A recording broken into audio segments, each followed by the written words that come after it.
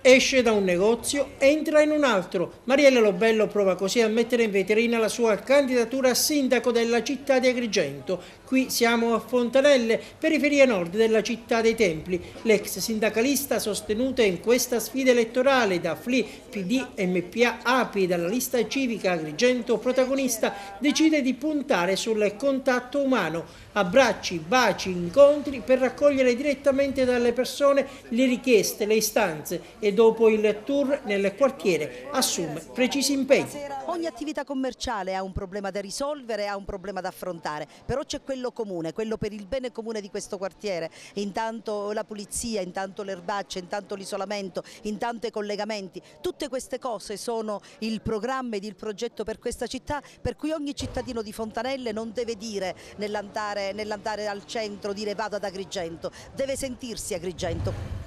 E sui sondaggi lei taglia corto. Beh, i sondaggi sono uno strumento, sono un misuratore. Io mi accorgo del calore delle persone, mi accorgo incrociando i loro sguardi.